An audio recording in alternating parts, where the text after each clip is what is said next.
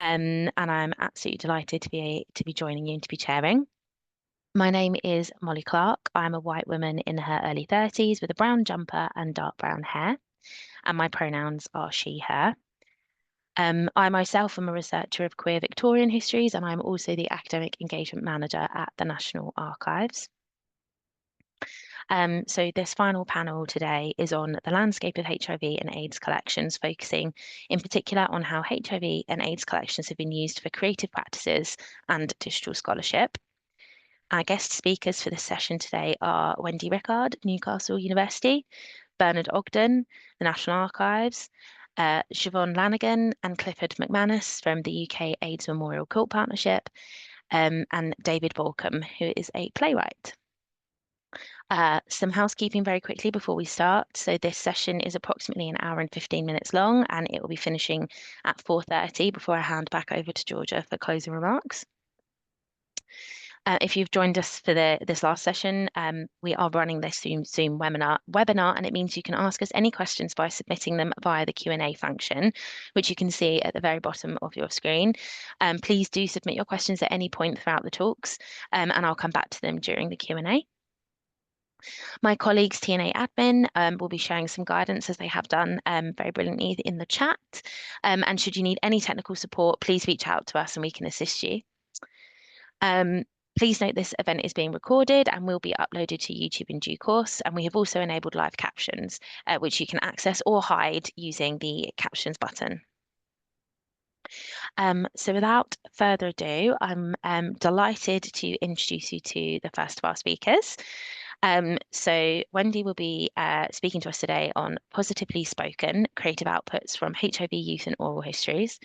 Wendy has worked with the British Library Sound Archive from 1995 on the oral history projects HIV Testimonies, Oral History of Prostitution, Life Testimony and Health Promotion, and HIV Testimonies Revisited. She interviewed for other collaborative British Library oral histories of haemophilia and HIV and AIDS era health workers. She partnered with Chiva on the participative oral history project, Positively Spoken, Growing Up with HIV, with youth-led creative approaches built into the project, and she is currently pursuing international HIV oral history research. Over to you, Wendy. Hi, well, thank you very much. So today I'm really going to talk about, so I'm an oral historian. I've been working around HIV since the mid-1990s. Start my video. Okay.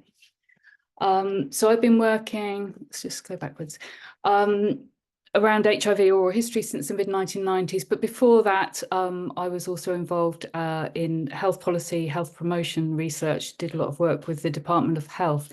So I came to oral history really through dissatisfaction with the records that they were keeping. And over the years, I've dipped in and out of very many now HIV oral history projects. So most recently, I've always been aware that there's a gap about having the voices of children. And sorry, just stop the dog making a noise. So it was very interesting to hear the earlier speaker talking about the lack of voices of children and young people. So through a project that we were doing with called the AIDS Era Project, interviewing health professionals around HIV and AIDS, I got to speak to Diane Melvin at the at Paddington Hospital. She was a psychologist at St Mary's, and she had done a lot of work with young people and families over the years. And we both had this conversation about how young people's voices were missing and could we do something about it. So we did something about it. We managed to get some funding and we put together a participative youth-led project working with Chiva and partnering with the British Library to collect 40 new interviews from young people who were born with HIV. So they're all aged between about the ages of 17 and 32 at the time when we were interviewing. Now, the creative responses became something really important because in terms of GDPR, everyone who was taking part in the project was breaching GDPR regulations by revealing the health status of their mothers. So everyone was born with HIV. So we had to find some very ingenious ways to get around this. And one of the ways that we chose to do it was to offer people the opportunity to close their recordings for up to 70 years. And we would just keep 10 authorised extracts that we could use in the meantime. Many of these have been voiced by actors if they were incredibly sensitive. So in terms of creative outputs, it became really important to think of a way that we could share this material, particularly for it to be relevant to other young people. So we did a series of podcasts, which were platformed by the wonderful TBI Media. We put together a website. We had social media assets that were run entirely by the young people themselves. And there's some examples there to the left while we were doing the project. And rather than collect photographs of people, because still in the mid-2020s, that is too sensitive. So, but the young people decided that they would feel okay about having their baby photos being displayed. So we collected a whole selection of baby photos to go with the oral history accounts. And we decided to do an exhibition of these, and I'll show you some examples of that in a minute. We also worked with an artist who did some live illustrations while listening to the authorised extracts as sound clips. And again, we'll look at that in a minute. And we worked with a musician. We worked with Camden rapper Awate. We spent a weekend locked in the Lyric Theatre in Hammersmith, listening to oral history clips and responding to them with 2 pieces of music. So I'd like to share some of these with you. So here we have some examples of the baby photos that were collected, and one of the young people designed these into a postcard which we used for our final event at the British Library. But we'd also like to put that together with some of the clips as part of an exhibition, and we've been talking to the Museum of Youth Culture about possibly doing a pop-up exhibition with them using the sound clips and the baby photos. We also had some artist illustrations of people's actual recordings, and I've just got a few clips to play to you here. Okay, whatever. For context, the 4 medicines I took were big. They weren't small. They were big tablets, and they made me feel so nauseous. And they really rattled. I'll never forget like the rattling noise they made. And I remember coming to the appointment where they were going to show me the new medicines, because one of the things I said was, I don't care to move on to new medicines if it's going to be more of the same. And they handed me this medicine, dolutegravir, and I opened it up, and it was so small. I couldn't believe it. I literally just held it in my hand. And I don't even think I said anything, which is highly unusual for me. And I said, what? Like, there's no way this is real. Like, I've been waiting so long, and now I don't know how to feel. I think I felt both really like overwhelmed and underwhelmed. Like, oh, but if something's going to save my life, it should be a big, ugly tablet, right? Not this cute, small, yellow, round, happy-looking thing. Something that is so easy to hide. Like, I could actually, you know, take this out and about. And that is when I think my attitude towards medicine, I realized it probably wasn't the medicine that was the problem and the medicine that was the reminder, because it was still going to be hard on this new regimen, but it was going to be slightly easier, I guess, because of quantity. So I moved from 4 in the morning and 4 in the evening to 3 once a day, and I felt like I did get my life back. Okay, so just from listening to 2 minutes of a recording there, you start to get a flavour of what family life, what growing up with HIV has been like. And these clips are taken from, it's so hard to choose what to play you today, from the accounts of when they were teenagers and when they were slightly older children. I'd love to play you some of the younger ones as well. We've got all of that material. Okay, let's listen to Bankai now talking about the transition from child to adult services. Yeah, it was a weird transition. It wasn't even a transition. They just said, yeah, you're going here. And what else was there? No colourful plasters, none of that. everything, no lollipop, no nothing, no sweets, no, not even one drumstick. They just went. Sometimes they don't even give you a plaster. Sometimes they give you like cotton ball with the stick with the sellotape. To say, yeah, you Gucci, be easy. What? Not even, do you know the numbing agent? There was a numbing agent that they used to. We're just gonna wait a couple minutes, and we're gonna. After a couple of minutes, it's not gonna hurt because the numbing agent's there. We're just gonna, and then you're gonna be white as rain. None of that. It's just like wham bam, thank you, ma'am. And I was like, hey, so you prostituted me. You take my blood. Here's this, go pee. Whoa. You don't offer me a drink, nothing? You know, not got a little Capri Sun in the fridge for me to sip on? Where can't we? Where's my performance issues? Come on, suck me into it. Do something. Buy me a drink first. What? Just go pee. Man. Now it's gotten to the point where the nurse won't even take my blood. I have to go to a waiting room where everybody's taking their bloods. Like, the care has gone from gold standard to kind of like conveyor belt.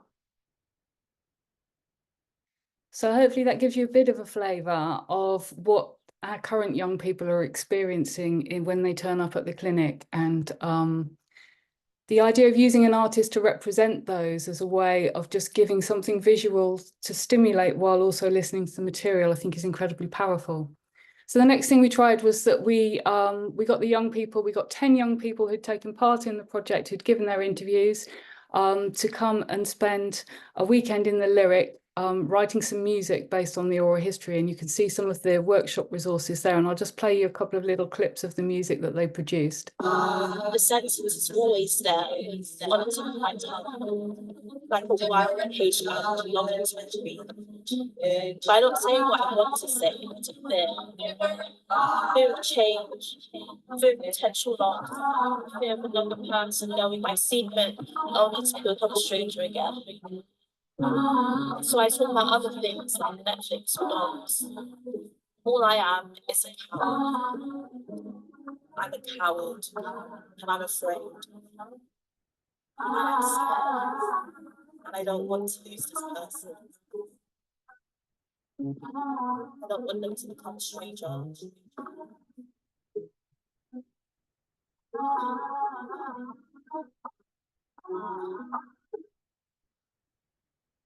Your fear is not mine.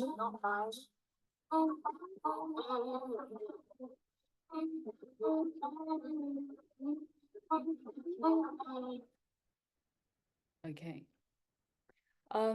One last thing I wanted to mention was another creative response, if you like. Last year, while we were doing the Young People's Project, the BBC made a series of documentaries for BBC Two called AIDS, the Unheard Tapes, where they actually went back into the archives and used some of the original recordings from the HIV Testimonies Project and from the Hall Carpenter archive. And the thing that was creative about this, if any of you missed it, was that they used young actors to play the parts of the people with HIV, and they used the actual original recordings and then got the actors to lip sync the recordings. And there was something that sounded so horrendous about this when they first suggested it to us. But when it actually happened, I think there was something very powerful about actually being able to hear the original stories in the original voices of the people that made the recordings. So I'd be interested to hear what people thought about that. Some of those people were people who had since died as well. So it was a way of getting their stories in their voices, even though they are no longer with us. I won't play the clip for now. So I'd just like to finish by saying there seem to be a number of benefits of using HIV archives in this creative way, and certainly working with the young people. We found it very transformative in lots of ways, and to offer solutions for young people. It's about changing understandings. It's about reminding people about HIV and human rights, challenging stigma and discrimination, remembering that we are still living through this history. And it was a very keen reminder when one of the people that we interviewed for the project died before the end of the project. So people are still dying. This is still having a huge, massive impact on the lives of people. The numbering's gone a bit weird on my slide, but It's about touching some silenced emotions. It's about bringing things into the public domain, but in a very safe way for the people that want to share their stories, but feel incredibly exposed by them at the same time. By doing it as a participative project, I think it really brought in the grounding in people's everyday experiences and the humour and humanity that are there with these stories. And there are some negative aspects as well. There's many tensions about collecting stories like this. The British Library have been incredible about us thinking through with us how we're going to look after them, how the young people are going to stay involved with the stories into the future. And we've just started looking internationally at how other people are doing this, how they're using them in a creative way to protect the identities of the people who give the stories.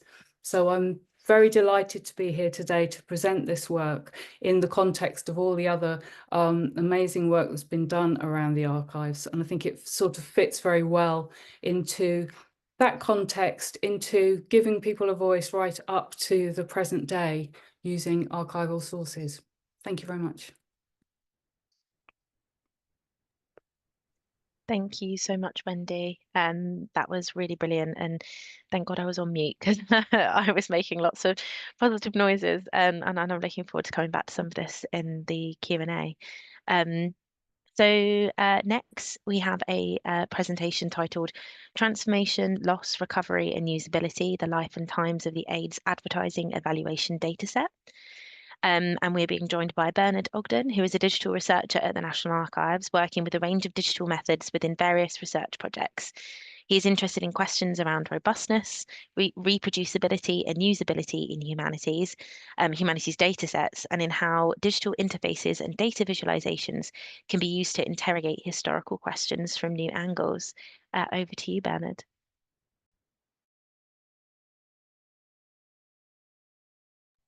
Thank you. Sorry, I'm just struggling with finding where my camera went. Oh my God. Perhaps I'll have to proceed without a camera because the button's disappeared.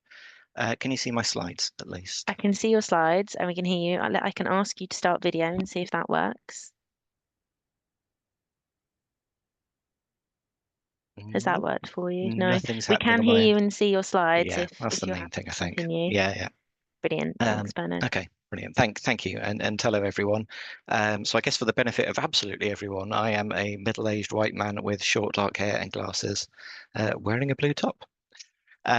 So I shall talk about a data set relating to the UK government's 1986 public education campaign on AIDS. So the government commissioned a survey on the effectiveness of that campaign, and through some twists and turns, the data from that survey came to TNA, but it was in a form that was not very usable. Sorry, the stop my video button popped up. It was in a form that was not very usable.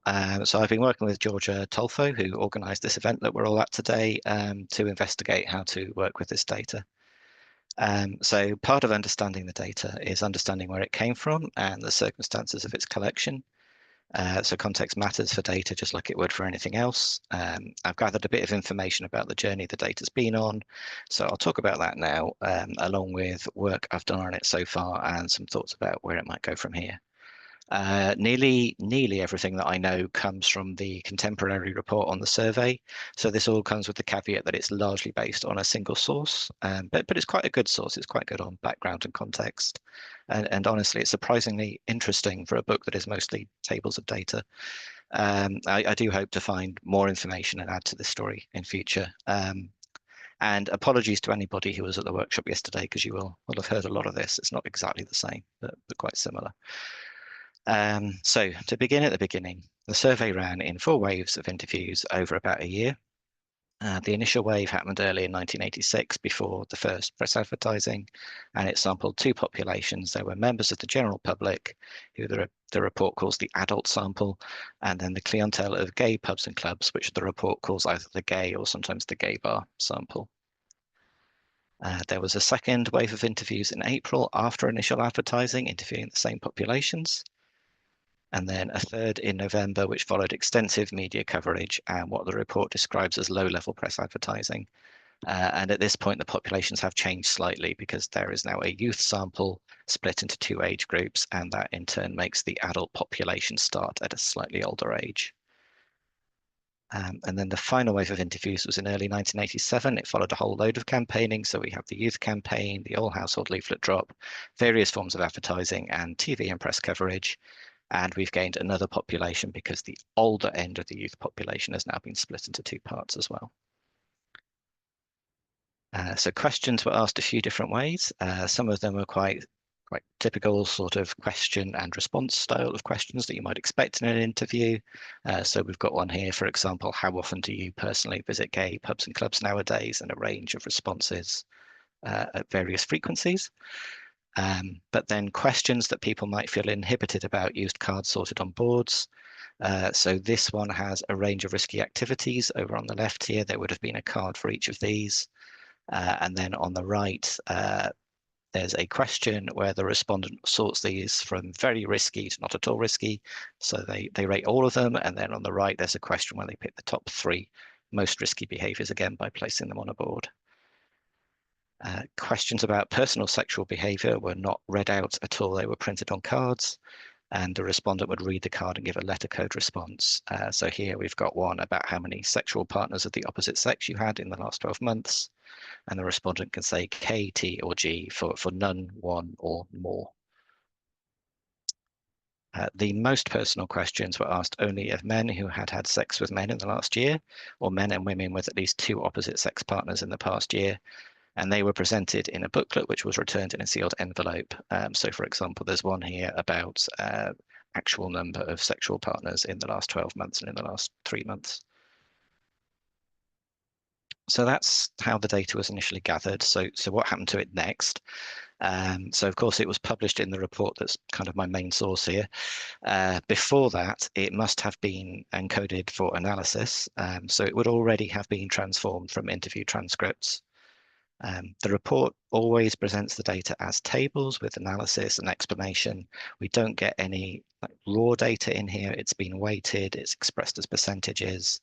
It doesn't always give the numbers for all of the answers to a question. It's just reporting on the stuff that is meaningful or pertinent to what it's saying. The report also came with these tables of microfiche cards.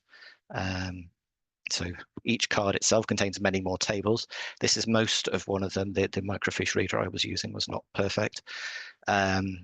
And this is the only one I've really looked at so far. So it's still the same kind of data. It's not raw data. It's been processed. It's been aggregated together. So I can't pull this apart to reveal details or individual responses. It's maybe giving me a little bit of information that the report doesn't give me. So what about that raw data? So the report itself says that the data was archived. It's not completely explicit about what was archived. I don't know whether interview transcripts survive, for example. I do know that at some point the data was encoded onto punch cards, which I think might have been similar to this one I've put in this slide. And my guess is that's how they did the data analysis for the report with those punch cards, but I don't know for sure. So we might already have lost some data at this stage because some of the responses could be or could include some sort of free text, which wouldn't be encodable. So far I've just covered kind of 1986 and 7. I don't know much about the following years. I know that somewhere along the way the data was put into binary form on a CD-ROM. The National Digital Archive of Datasets received that and converted it into a set of comma-separated value files, and that's what we've actually got at TNA. So this is a slide that Georgia made to sort of show what you're faced with when you download that data set. So you can see sort of 13 different versions of the survey. Each version of the survey has 4 CSV files describing it and a documentation file that sort of explains it well, but in a very technical way. So it's limited to quite technical data stuff like anomalies in the data. This is just a portion of one of the CSV files, and I think we can probably agree that this is not a human-friendly file. So the data had been preserved for all this time, but essentially it was unusable.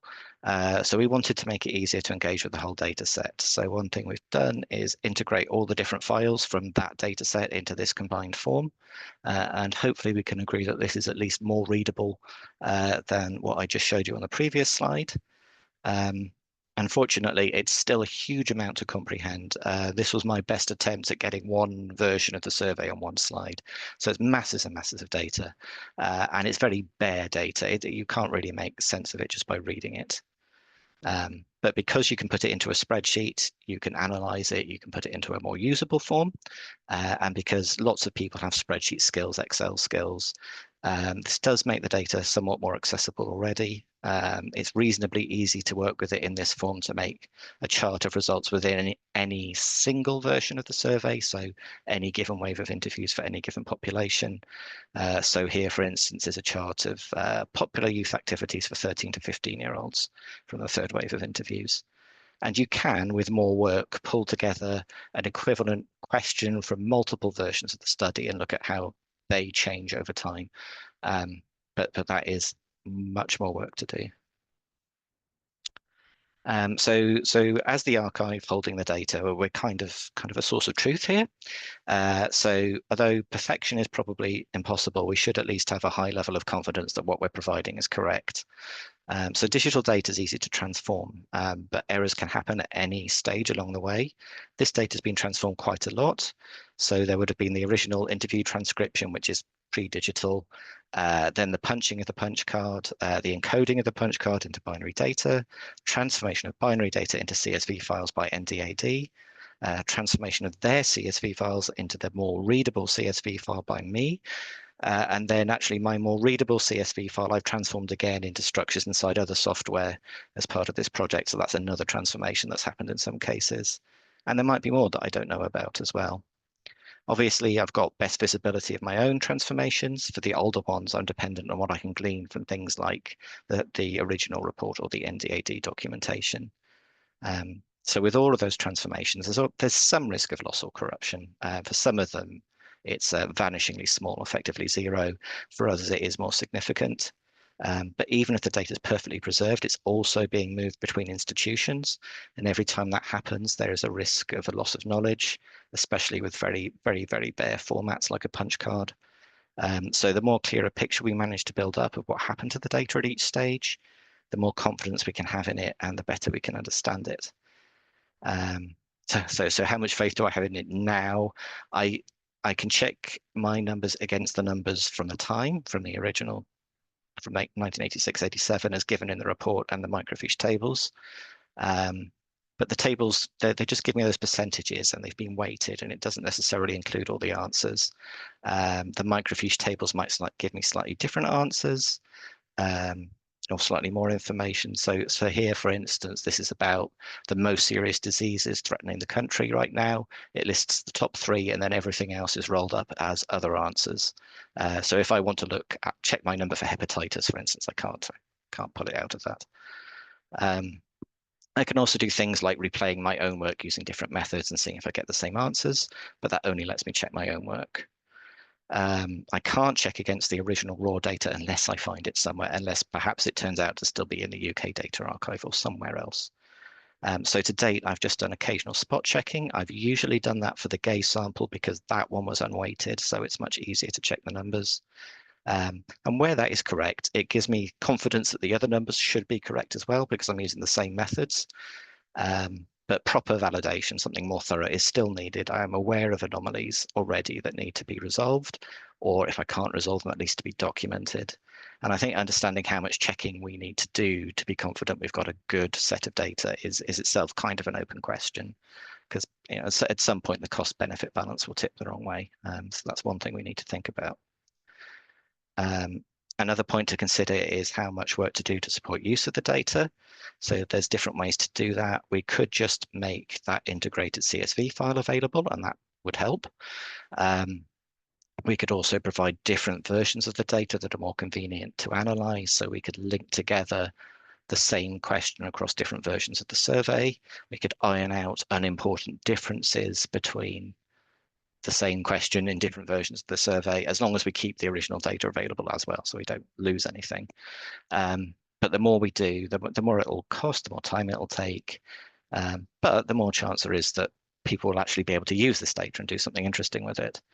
A step further would be to provide interactive tools to work with the data. So this slide is showing a sort of rough and ready one that I created during the project to try to look at the experience of the interviews themselves a bit. And you know, when you look at the data in this form or in the form that I showed with the chart from the spreadsheet, it's looking very different from the original publication in the report. And that brings me to this last slide. So viewing the data with modern tools puts it in a very different form from the original presentation. So this is a graph of diseases that are considered a threat to the nation's health. It's the same thing that was in the microfiche table, and this is how it's described in the report. So there are clearly lots and lots of differences here. The report text is actually ignoring a lot of the data and just talking about the most commonly mentioned diseases. It's focusing on what's most relevant for its purposes or what's most significant in the data, and it's explaining it in some detail. And this would have been read presumably by a fairly kind of narrow specialist audience.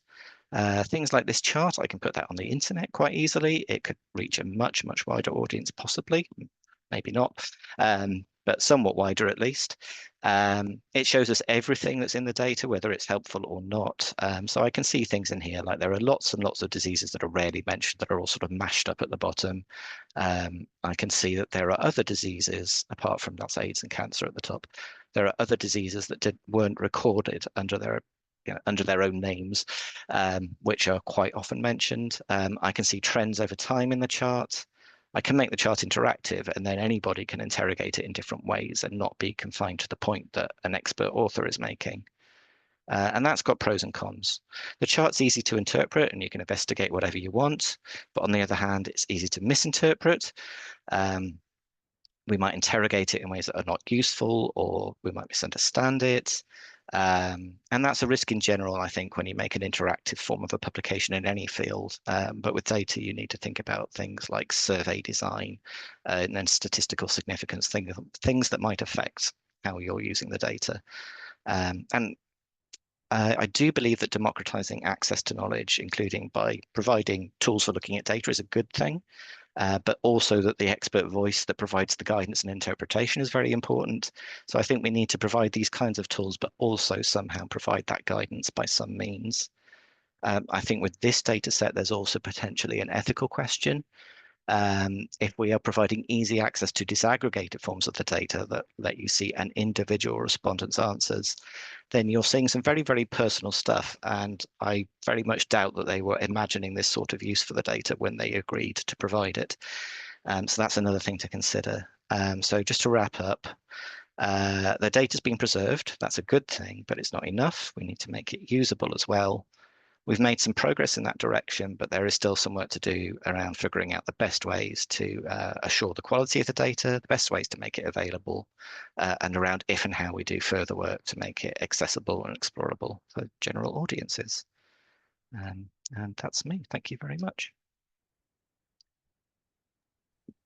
Thank you so much, Bernard. That was really insightful and absolutely blew my mind to see what you had tried to capture in that one page. Yeah, that was a hell of a lot of data. Thank you so much. So next we have a presentation titled UK AIDS Memorial Quilt, a Living Memorial, and we will be joined by Siobhan Lanigan and Clifford McManus from the UK AIDS Memorial Quilt Partnership. So created in 2014, continuing the work initiated by Alistair Holm in the late 80s. Today, the UK AIDS Memorial Quilt Partnership is made up of 7 UK-based HIV charities: Waverley Care in Edinburgh, Sahir in Liverpool, George House Trust in Manchester, and the Terence Higgins Trust, Positive East, Positively UK, and the Food Chain in London. Siobhan Lanigan has been involved with the partnership since its creation, and Clifford McManus since 2016, and both worked for the Food Chain and since retirement are involved with the partnership on a voluntary basis. Thank you both so much for joining us, and over to you. Thank you. Thank you. Hi, everyone. So the UK AIDS Memorial Quilt Partnership is what we're going to explain, and we'll talk about the work of the partnership as it began and as it is now, and what our plans are for the future. Yep. So just to give a little bit of background about let's go. Next slide. So the AIDS Memorial Course began in San Francisco in 1985 when a guy called Cleve Jones, who's an HIV activist, saw some post-it notes at a memorial for Harvey Milk, who was a San Francisco council worker who was murdered, who was shot in the 1970s.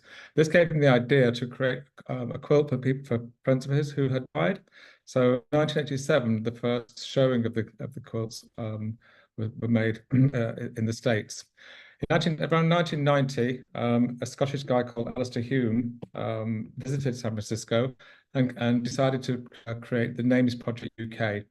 So during the 90s, during the early 90s, the Names Project UK was based out of Edinburgh, and in various charities around the country, individual panels which measure 6 foot by 3 foot, which is the size of a normal size of a grave, were made by friends and family of people who died, and they were sent up to Edinburgh to be sewn together into a block of 8, which what the quilts are now, which are 12 foot by 12. The Names Project had displays around the country and educational workshops, and in the London Lighthouse, which was based in West London, they had a weekly quilt making class.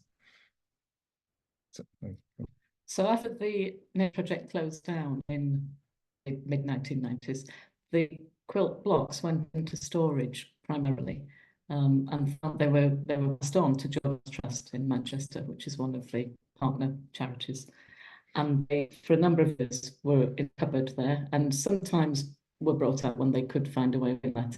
But the thing about the quilt is its size and scope is huge. As if any of you have seen them on display, you will know this. So it's not that easy to be able to display them very regularly. So for a long time, they sat in a cupboard in George House Trust. And then in 2014, the executive of that charity at the time brought the discussion about the future of the panels to a forum of HIV charities nationally, and it was decided and the partnership was formed. So we decided that the really important task facing us as a charitable sector working in HIV was to conserve the materials. They're made of fabrics and media, and to ensure that the blocks went on display as often as possible in public displays, with the idea of raising awareness and remembering the people who were commemorated, very important act of memorial, and that we ensure that continues as a living memorial. So in a sense, there's a very strong archive here, but it's also a living and still engaging with piece of work. The materials on the panels are very wide variety. So fabrics, leather, sequins. And one of them is a sewn-in cassette. For those of you who remember cassettes, there's a real one that's sewn into one of the panels, and various associated paperwork, such as letters from family members or memoirs, photographs, memories, poetry, sometimes memorial service papers. So the paper archive alongside the physical blocks form the content of what the partnership had to look at and work with. So since the partnership was formed in 2014, we've been working to make sure that the panels don't deteriorate any further. We've been working to put them on public display for as long as possible and as often as possible, and to find a home for them. We need a physical home for them. At the moment, they're looked after at Positive East, another of the partner charities in East London. But our ideal would be that one day the physical blocks themselves will have a home where they can be all the time and where they can be on display all the time. And obviously that's a very big task to try and achieve. But in the meantime, we've been able to do several shows, and we've been able to create a digital archive of the panels. So at the end of 2022, we were approached by Google Arts and Culture, and they offered us a page on that platform. So I worked very closely with them. Google came into Positive East to take photographs, super high-res photographs of all the panels, all the 42 panels that we have, and we scanned all the paperwork. But we had details of the person. We scanned paperwork. That paper was then recorded. So we have letters recorded from a mother about her son. We have letters about friends. We have some poems. All that information was loaded up onto Google Arts and Culture, and we made little stories for each of the. Where we had information, we made stories on the panels. So that's all available online, and you can zoom in quite closely on the photographs of the panels to see the stitches, to see the sequins, and you can listen to the stories where we have them. So over the years, we've been able to see some significant displays of the panels. The last time, before the partnership was formed, the last time they were seen in the UK altogether was in Hyde Park in 1994, which this image represents. And this is, sorry, just to interrupt. So this is a photo when some of the American quilts came over. So this is not all the UK collection that you can see on this photograph. Most of it is from the American Names Project, but some of the UK quilts that were made at that time were included in this exhibition.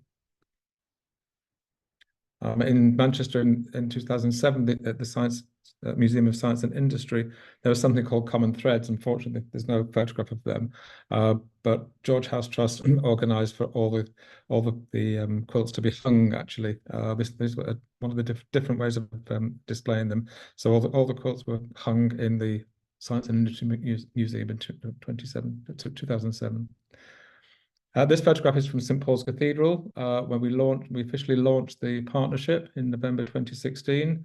It was attended by around about August, September. I became involved with the partnership, and I went through the paperwork that was available, and I managed to contact 6 original quilt panel makers, and they came along to the launch for us. And for some of them, it's the first time they'd seen the panel since they sent it up to Edinburgh back in the day.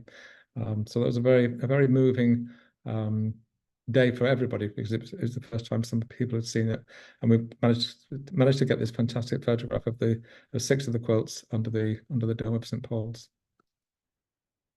This is Westminster Hall.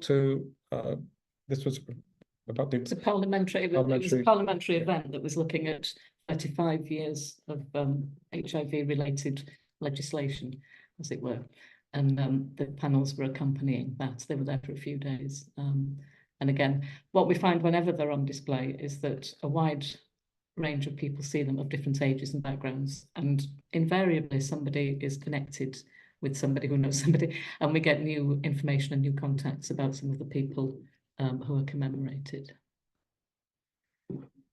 This is a poster from Weston-super-Mare in May 2022. The local LGBT forum contacted us, and they wanted to show all the collection in the Memorial Hall in the Winter Garden in Weston-super-Mare. And in recent years, we were able to display all of the panels together, all of the blocks together in Acorn House, which was a building near King's Cross in London that was owned by the Terence Higgins Trust. And one of the charities that shared it with them is the Food Chain. And the building had been sold, so it was empty except for Food Chain. So we were able to use the 5 floors of the building to show all of them in one place over 2 weekends.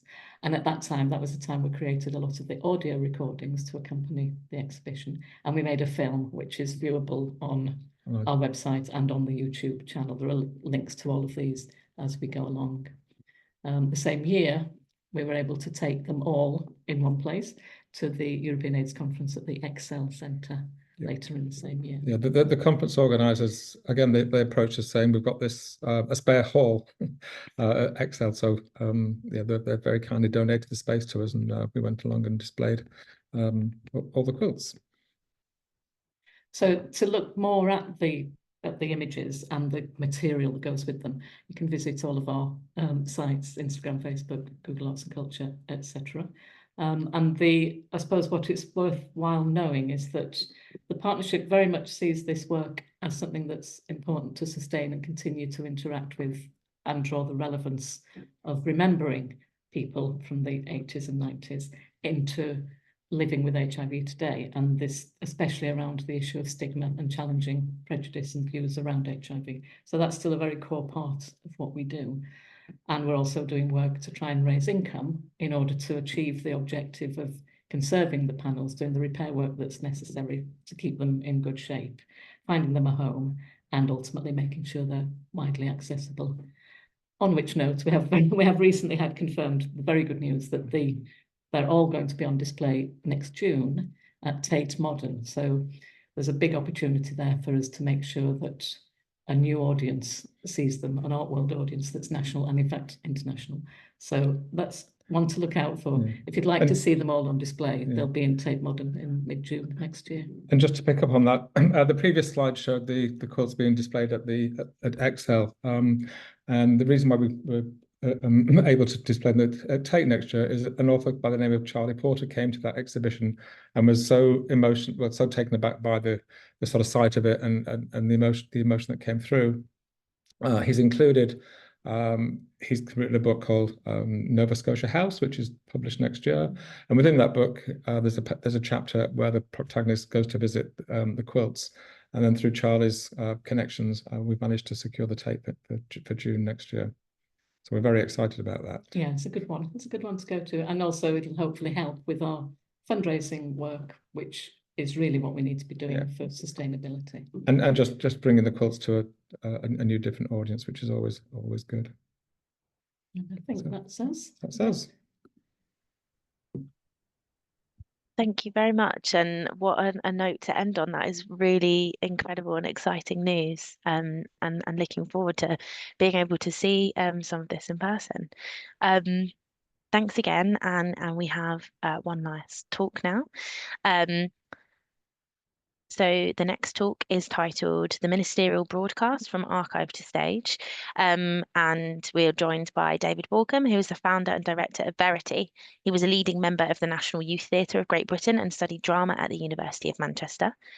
David enjoyed a long career in arts management at the helm of 3 of the country's foremost training companies, the National Youth Theatre, Chicken Shed Theatre Company, and British Youth Opera.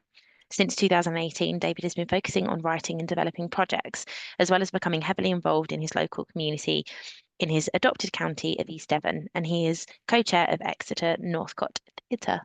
So David, without further ado, over to you. Thank you, Molly. Thank you very much. I should say, as others have been doing, that I'm a white man. I'm in my early 60s and I'm wearing glasses, a blue top, and I have to own up to having grey hair, although at least it's a full head of grey hair. It's been a fantastic day. Thank you so much for inviting me, Molly and Georgia. It struck me one of the disadvantages of coming at the end of the day is that much of the material that I'm going to use has already been seen today. I feel like I'm bookending the day with Mark Dunton's presentation this morning, and much of the material, if you've been here all day, you would have seen. But I think the important thing about a symposium like today is we may use the same material, but what we use it for and how we approach it can be very different. And the context of my presentation is that I wrote a play which could only have been realized with the integrity and detail it has at its heart, thanks to the resources available at the National Archives. My play is called The Ministerial Broadcast. I also gave the play the catchy title, How to Educate a Nation in the Face of a Virus for Which There Is No Known Vaccine or Cure, and more of that later. The ministerial broadcast in question was an address to the nation which would preempt the delivery of the Don't Die of Ignorance leaflet to every household in January 1987. It would explain to the general public the need for everyone to read the leaflet, but, spoiler alert here, the broadcast never happened. The subtitle, How to Educate a Nation in the Face of a Virus for Which There Is No Known Vaccine or Cure, tipped my hat to the fact that the play was being written at the peak of the COVID pandemic, another threat to which our only answer, certainly in its early stages, was a public education campaign to nudge us to adjust our lifestyles in order to remove threat. I can't remember the exact moment that I thought about the play, but I do know that it all began to come together in early 2021. We'd been in and out of lockdown for just over a year. A new wave of cases and deaths in January 2021 had made the end seem a very distant prospect. And it nagged away at me that the onset of the COVID pandemic bore a striking resemblance to our preparedness for the HIV/AIDS crisis in the mid-80s. In both instances, we saw what was happening abroad and had the opportunity to prepare ourselves. We knew that there was no cure in sight, nor a preventative vaccine. The only thing that could save us would be an education program to change lifestyle. In 2020, this meant local and national advertising, daily news conferences updating us on the horrible realities of the pandemic, ongoing advice on social distancing, a leaflet sent to every household. Sound familiar? There were rules for the numbers that could congregate. These might be rules or laws or guidance, and we couldn't be too sure until one was or wasn't prosecuted. Some scientists became unlikely heroes, as unlikely as the catchphrase of the year, "Next slide, please." There was even a rare message from the late Queen. And I remembered 1986 very well. Working in the theatre, I was at the heart of the communities which were thought to be most at risk from the impending HIV crisis. But I also remembered how the highly orchestrated advertising campaigns were keen to tell us that the risk was not limited to homosexual men.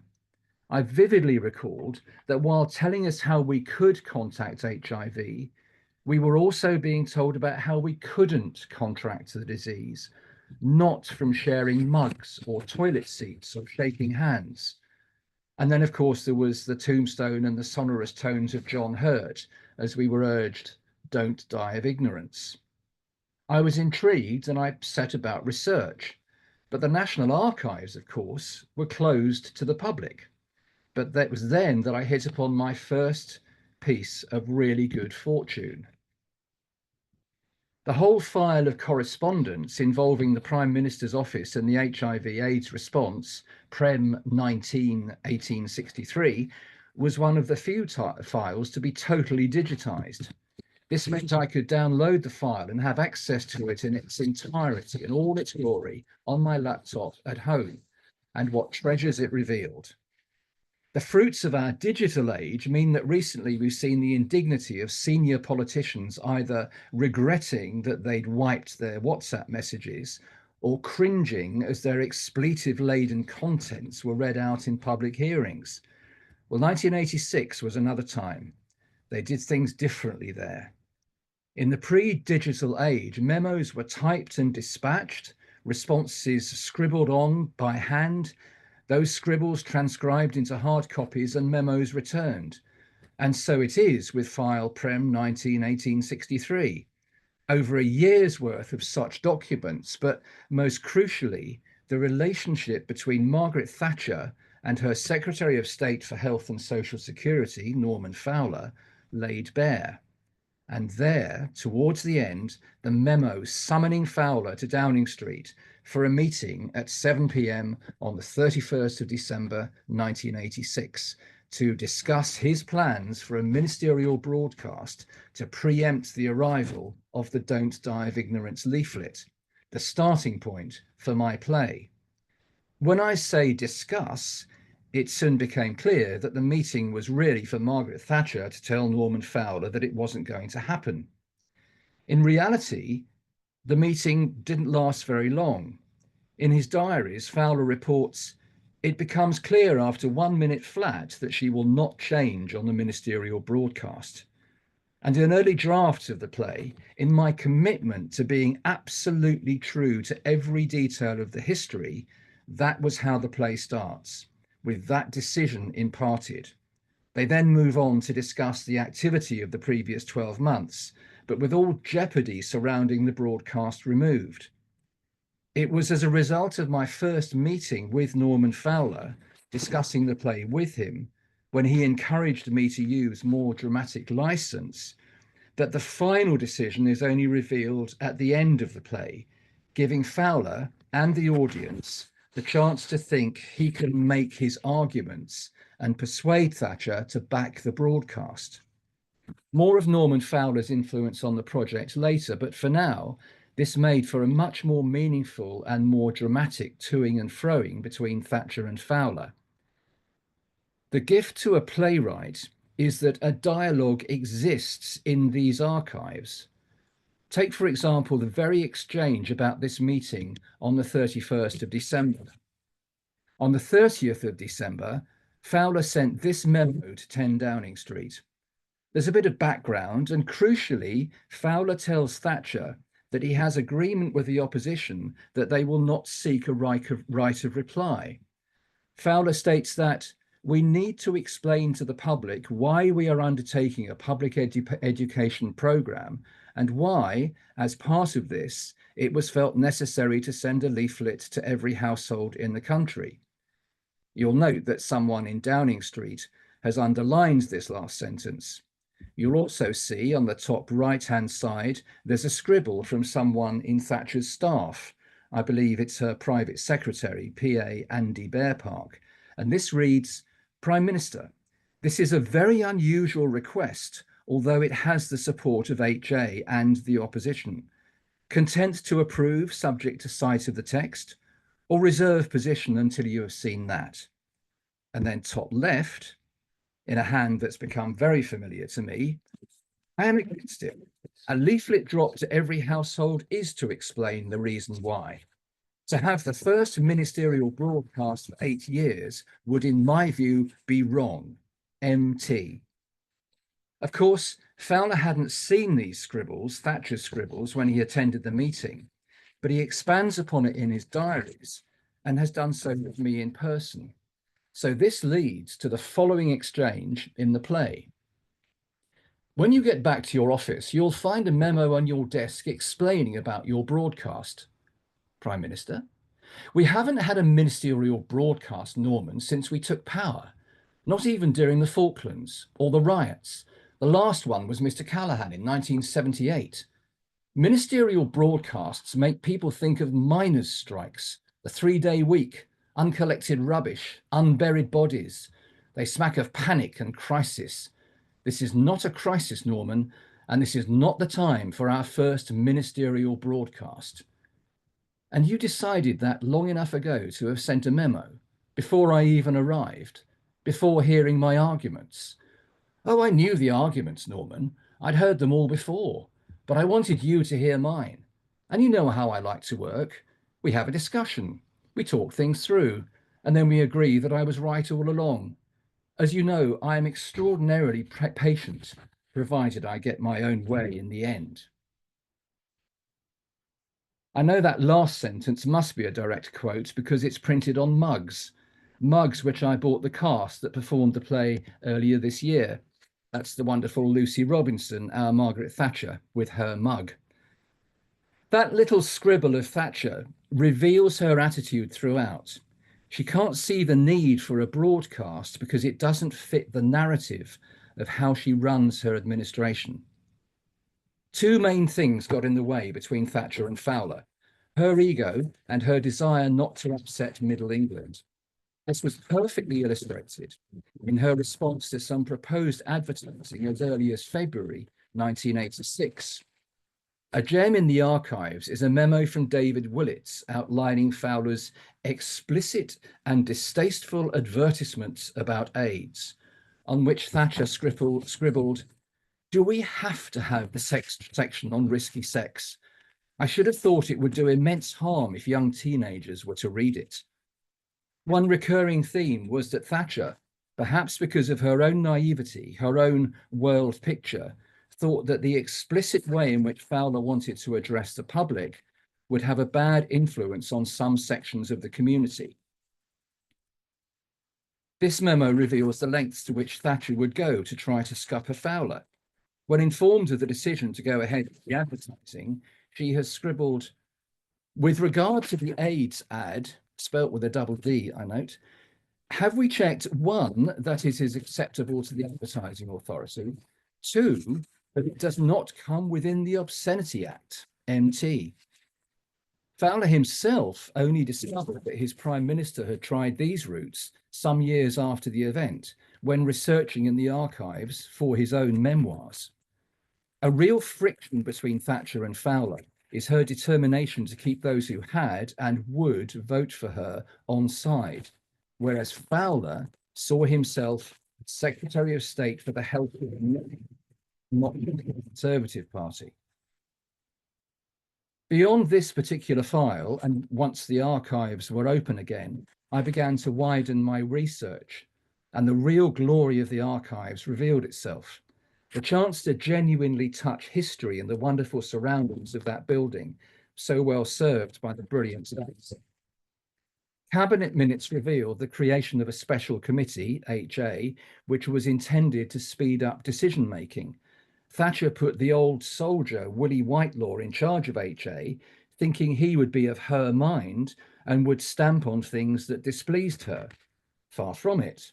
Whitelaw was pragmatic, hugely supportive of Fowler, helping him outmaneuver Thatcher on a number of occasions. The intrigue in Fowler's camp and that within Downing Street make for great drama. Norman Fowler himself became hugely supportive of my project.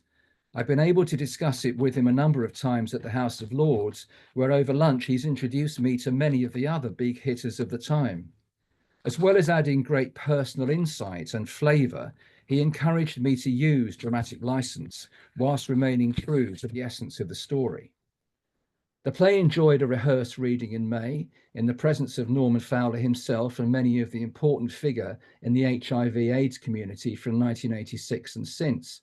Some names that will be familiar to many of you were there: Tony Whitehead, Nick Partridge, Jane Anderson, Richard Angel, people from Stonewall, all of us chaired by Robin Gorner.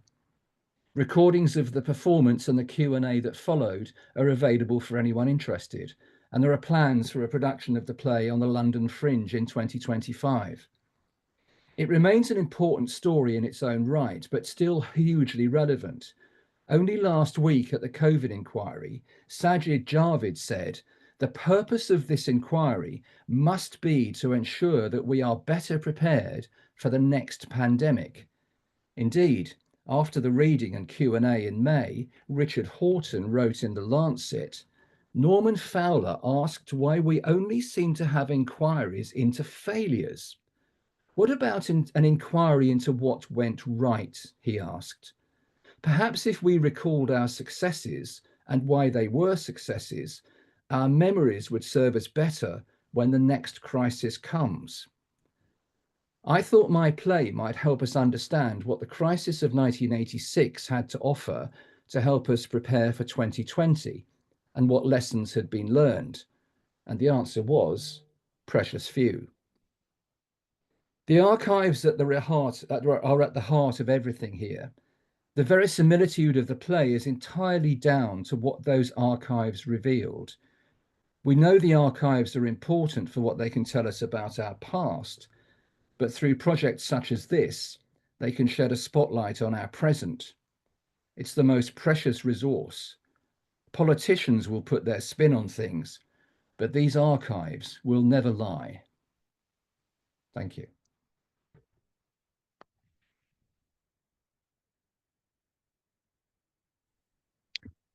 Thank you so much, David. To echo what you said as you started, I think that was a tremendous way to close the panel and bookending after Mark's session this morning, and would lead me very nicely into my first question.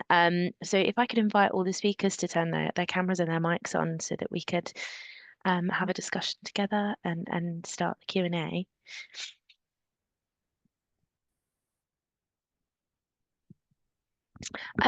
Yeah, so speaking of my first question, I'm going to be selfish and take chair's prerogative, if that's okay, and if you'd indulge me. Something that really struck me or has struck me both with this event today and when reading research or work around the HIV and AIDS epidemic is that people often think of history or the historical as being something in which we're quite far removed from. To put it simply, history as being something that happened a very long time ago.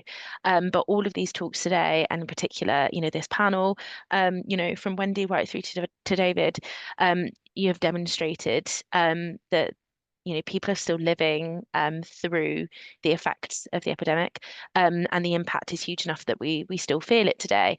And I wonder if you could speak to how important it is for us to keep responding to the archives, the data, the documents that we have, and working with those who have lived experiences and are continuing to live through these experiences.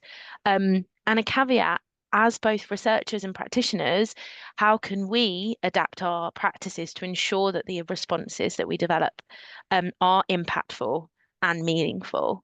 So yeah, I'd love to open that up. I mean, David, you are the first person on my screen. If I could direct that first to you, and then everyone else feel free to join. Well, I think that as I tried to explain in my in my presentation, I think it was remarkable to be living through COVID and researching 1986, 87 at the same time, because the similarities were just so extraordinarily stark. And perhaps the biggest thing, as I said towards the end of my presentation, was that what had we learned? Well, hardly anything. But the point that was made in the Lancet, and the point that Norman Fowler always makes himself, is why do we not have inquiries into what went right? So to be able to research and look at what did go right, because if you look at the 3 years in particular, I mean, Bernard, as a researcher with your data, you may have more to say about this, but the 3 years after the Don't Die of Ignorance campaign, the impact on the number of cases, the speed at which they were rising was incredible, absolutely extraordinary. So there's a way to actually trace the success of the Don't Die of Ignorance campaign. And I think what we have to thank Norman Fowler for is that he was prepared to actually fight those battles and to be so open about what was needed if the advertising was going to be successful. And the way that he beat Margaret Thatcher on that is really quite remarkable. I mean, I think Norman Fowler is a great hero of our age. I really do. I think what he achieved in the most unlikely circumstances was just phenomenal, and he's still doing it. I mean, the fact that he stood down as Speaker of the House of Lords at the age of 83 in order to focus on HIV campaigning, not for a quiet life, he stood down and retired in order to do that, I think is astonishing. So yeah, sorry, that's a bit of a ramble, but I couldn't stress strongly enough the importance of having access to these sort of things so that we can learn. Yeah, and I suppose as you mentioned, data. I'll chip in quickly. So my work so far has just been confined to this one data set, so it's just the data from 1986 to 7. But we did have a workshop around that data yesterday, and one of the things that was suggested was that it would be very useful to go and find more data and look at how it all links up and connects. And I think that is part of the value of data approaches, that you can start. You can do so much with one data set, and you can analyze it in so many ways, as much as you like, but it becomes all the more valuable once you're able to link it up with other data sets and sort of look at them all together and piece together the story they tell, or whatever what they tell you about the past.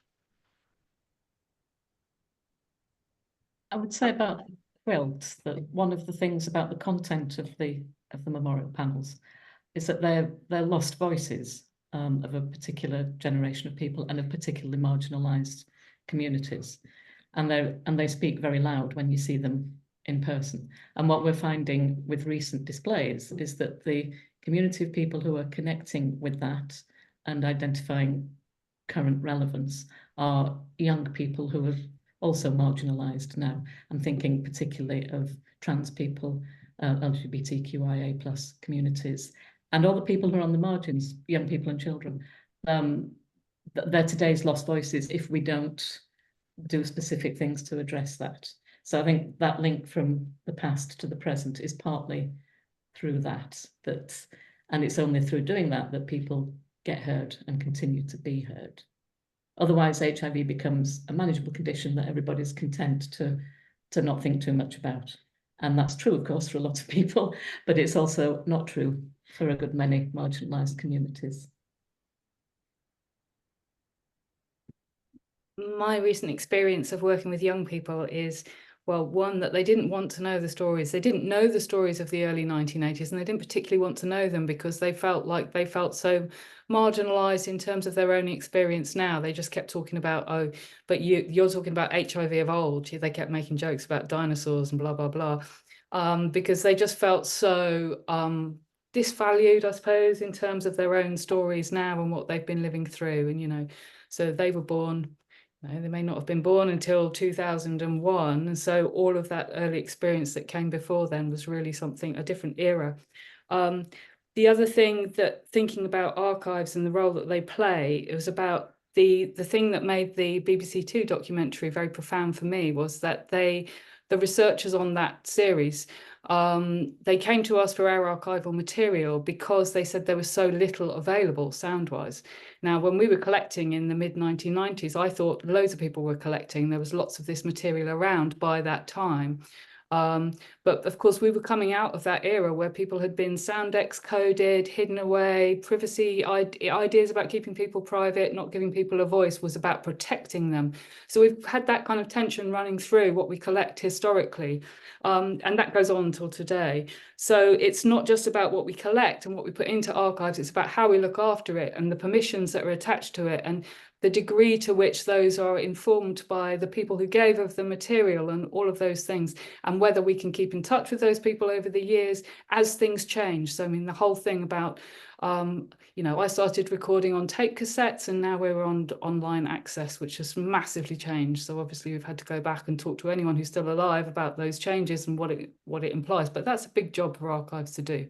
So loads of like big things for us to think about into the future, I think. Good question.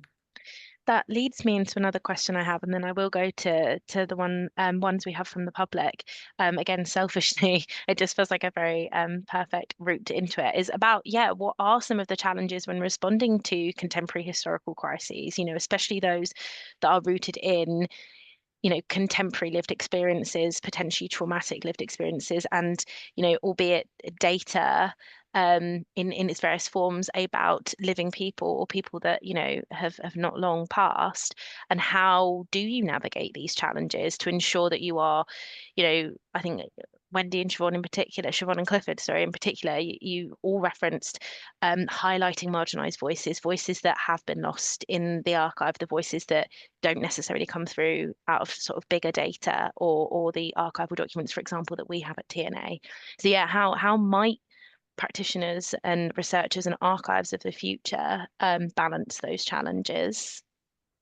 I think what's key is the involvement of people living with HIV, and there are a number of projects now that are creating an ongoing living archive. The Positive Voices programme, which involves people living with HIV talking about their experiences. There's many actually, and they use different creative responses, plays, recordings, talking heads. There's lots of things going on within the HIV sector, charity sector, and beyond really, that are doing that, and that just has to be central. It's the involvement of the people in question that's going to create success.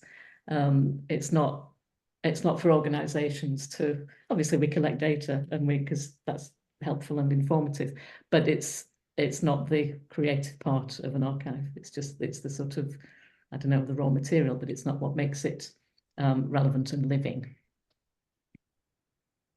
For me, there's huge questions about when do we write HIV history, and I think it's probably too soon.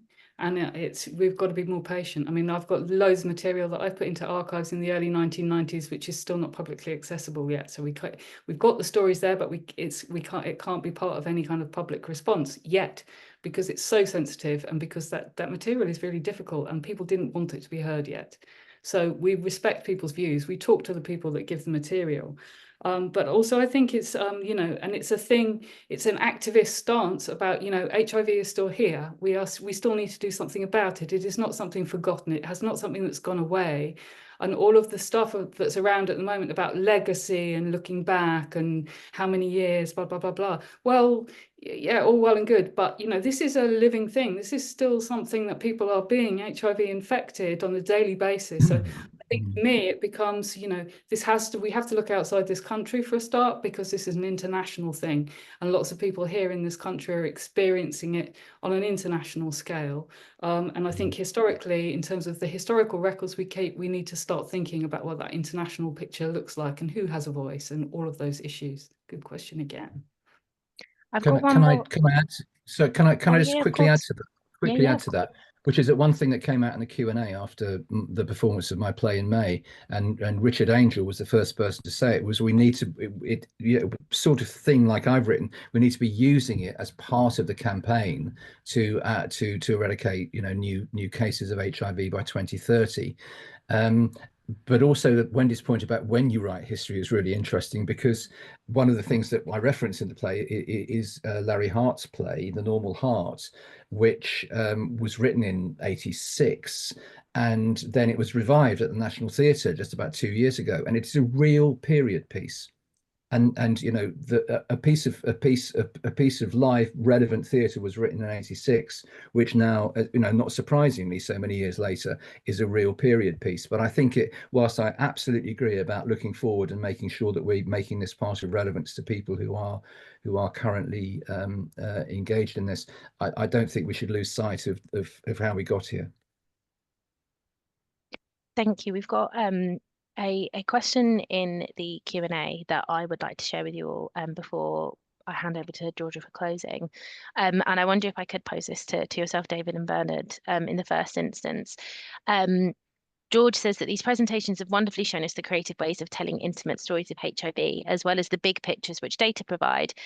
Do creative outputs give us particular ways of combining the two, or is it more important to emphasize the particularities of the data you've got? So Bernard, I wonder if you'd be able to speak to that initially, especially given that you and Georgia in the research that you're doing are sort of looking at what you can be doing with this data, as well as how you can make it accessible and usable. And I think I found it really interesting that you said it's not very human friendly, but obviously it's all about the humans. So can the creative help you with that? And then the rest of you, obviously, please feel free to comment. Yeah, it's a tricky thing with data, is that it's often this very bare thing. It's ones and zeros, or it's numbers, or it's this restricted set of answers that's 4 different phrases people can use or whatever. And it's often anonymous for obvious ethical reasons, as in this case as well. Whereas I suppose artistic responses are often more based on real people, real lives, personal things. And this is data from real people with real lives, but only in this very bare way. So how you elaborate on that, how you make something more creative, more like an artwork out of it, I suppose is a challenge. I know there are people who do that, and as I was listening to the other speakers, I was reflecting on how that could be an interesting thing to attempt to do with this data set. I don't yet know how to do it, but that would be that would for sure be an interesting way to go forward. There are a lot of ways you can visualize or represent data in kind of artistic ways, that sort of I don't know, tell us a story, make a point, make us feel something, as well as just providing sort of dry anonymous facts, I guess. I suppose, David, if I could hand it now to you, that's something that you may not have been using the same sort of data that Bernard was presenting on, but in terms of how you use the archive, you have taken something that it was, wasn't necessarily very visually appealing, and the information there was, I suppose it was in some respects rather dry in terms of it being sort of governmental documents. At least that's what we collect here. How did you find that? Well, that's a really interesting point, and I think to Bernard's point first, I think that if you have a narrative and you people that narrative with people, then I think if you've got the data, if you've got the facts behind it, you can bring the two together. You can use the data to back up the aspects of people's lives, and you can use people's lives to back up the data, so it can work It can work both ways. One of the dangers with using the archive, certainly from a personal point of view, and I was guilty of this early on, is you can turn very dry material into a very dry and rather boring play. And plays that are very, very heavily researched can often wear their research very heavy. And early drafts of the play, I'm very conscious that I was just showing off. I just wanted people to know what I'd found out from the archives and just show off that I'd done all that research. And it was partly through talking to Norman Fowler himself about it. And I don't know if it's because he's a journalist by trade, that he was all for, you know, not exactly not letting the facts get in the way of a good story, but he was very encouraging of running a bit looser with the facts in order to make it a drama, because otherwise people aren't going to watch it. They're just going to turn off. It was interesting that I was writing this at the same time as It's a Sin first came out on ITV, and It's a Sin was just such a fantastic, wonderful piece of drama. At first I thought, oh my God, you know, he's done exactly what I was trying to do, but of course he hadn't. He was doing the very personal, whereas I was doing the political. But I think both stories did have behind them an incredible amount of data and facts and information. And I think the skill for any writer, and I don't know that I've got this right, is to actually make that interesting, but it has to be rooted in that fact. I think you did a brilliant job at making the presentation interesting, so I'm sure that is a reflection of your play, without a doubt. Wendy, Siobhan, and Clifford with it. Yeah, you wanted to comment on that sort of combination of data and the factual information from documents and creative responses and how they work.